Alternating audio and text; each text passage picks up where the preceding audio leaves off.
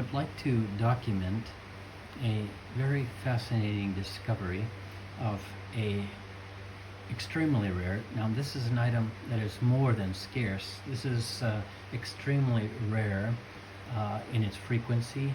There have been only 3 objects recorded that we still have, that we can locate today by this maker, and this is watches signed H. Montandon La Chaux de Fonds. Now this is very interesting in that we have this movement which has recently been unearthed, and it is a Jules Jurgensen style detente escapement. We see the counterbalance here. However, this is quite fascinating and very rare. This is a piece which is evidently fabricated in the period between 1855 and 1865. It is more than likely right around 1860.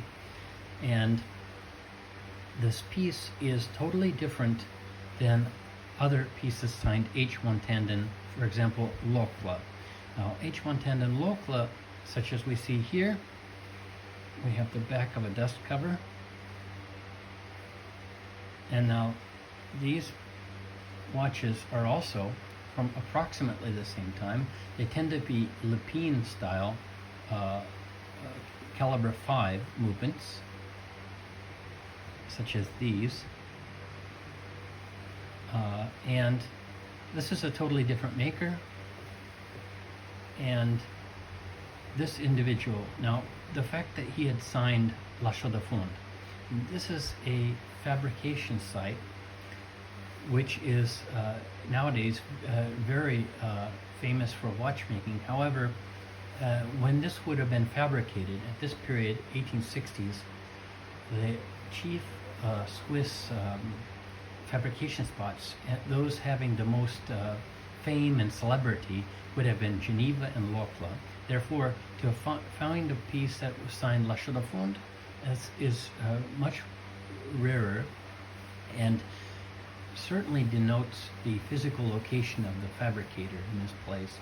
Now, if we examine Davoine almanacs from this period, we do know that there is a Henry Montandon in La Chaux de Fonds between 1851 and 1866, and this individual is Charles Henry Montandon, and he lived from 1828 till 1897, and he was the son of Louis Auguste Montandon.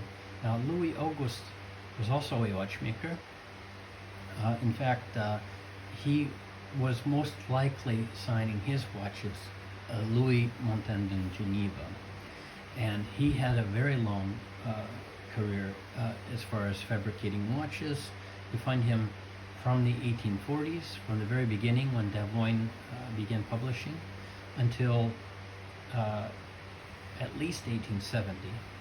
And that Louis would have been a very famous individual in that he was a member of this 1848 provisional government. He was a Republican in his political motivations. He was anti-royalist, and we find him in various organizations. He seems to have been involved with Amis Huguenots in the founding of the Cercle du Sapin, and which was a society for the protection of the vernacular dialect of the mountain peoples of Neuchâtel. It's a very interesting organization. However, this whole watch dynasty, this is very interesting in that we find that Charles Henry's father Louis was preceded by his father. Now this was Charles Frederick, and he originated in La Brevine, and he was a courtier en horlogerie. So he appears to have been the very first generation involved in watchmaking. And his brother Victor Francois Emmanuel was also involved as a ouvrier horloger. So, and he was also out of La Praline. However, the second generation, Louis Auguste, we find him in La Chaux-de-Fonds, and he married in Belgium. But he was a négociant, a fabricant de horlogerie, and we find him generally in two locations. One was the Rue Andois, number 106, and the very beginning of Charles Henry's career, we find him in early 1850, 51, 52 at this location with the father. Now later he would go to other locations, and he would have two other locations. So it's quite interesting that he appears to have operated simultaneously multiple shops or places of where he was selling his works. Perhaps one was more of a factory. It's not exactly clear. However, it is interesting that we are able to date this piece by the mechanical physical characteristics of it.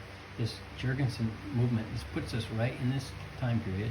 Now, this Charles Henry, he had experienced two bankruptcies.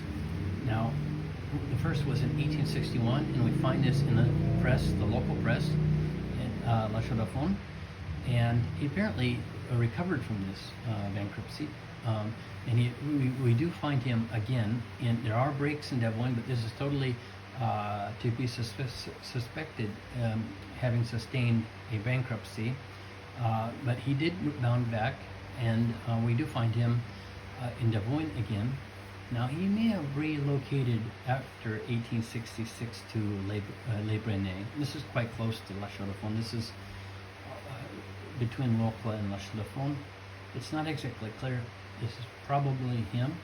However, we do know that he was still in business because by 1868 we find a second bankruptcy. Now, after this 1868 bankruptcy, we don't see him anymore involved in watchmaking. It appears by 1870 he had gone into more public service, politics, and this variety. He was a juge suppléant. He was on the tribunal as a extraordinary appellate member, judge. So he does appear to have gone more in this direction. However, this is quite interesting. Now, he would also this is a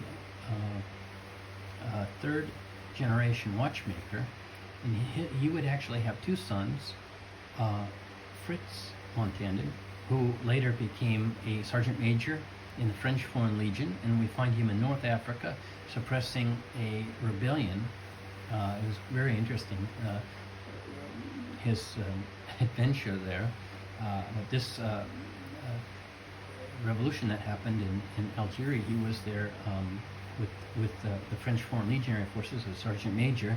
So this Fritz later went back to Switzerland, and we find him actually establishing right before the end of the 1880s a very large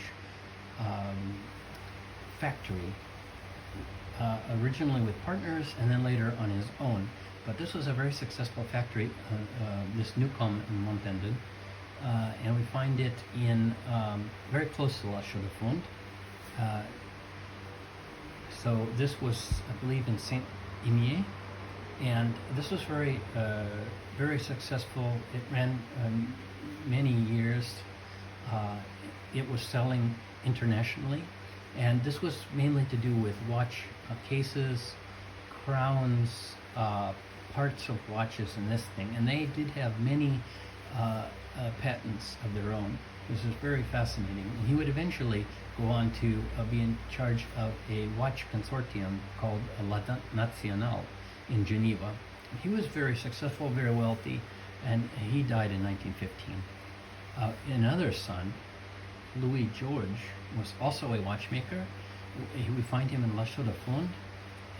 We also know that he was repasseur et remonteur, and these are professions which are specifically tied to watch repair, watchmaking, the technical know-how to be able to make your own watches. And there is one patent by Louis Montandon of La Chaux from 1892 for a montre bijou, very small size, very diminutive.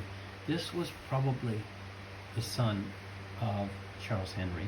So this is very fascinating. We have this 4th generation of watchmakers, but Charles Henry is our very interesting, the center of this basically. And his father was, it appears to have been very successful, and it's not exactly clear if Charles Henry was as successful as the father or less so, but he appears to have kept on par for most of his career, at least until around 1870. And now the father also finished. It does appear that he stopped his watch selling in around that same period, and the father lived until 1880. So, but he had a long career.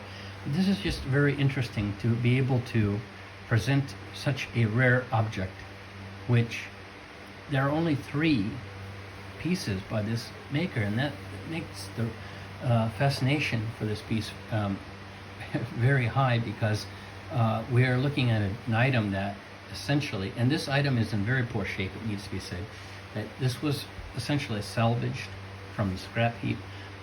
So many of the pieces on this unit are broken.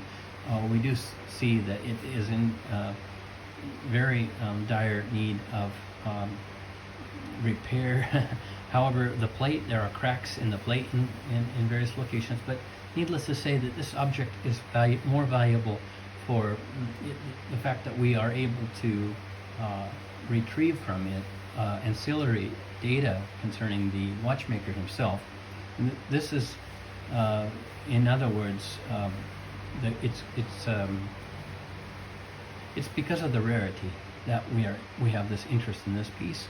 But this is clearly a very suitable object for preservation because of this, and that we're able to tie it to this watchmaker, about whom not a lot is known, yet we are able to glean a reasonable amount of data from genealogical and press sources to place him and to be able to identify this piece. So I just wanted to share this fascinating discovery, and I hope that this is enlightening, and I hope that it is received well. And thank you for your attention. Bye-bye.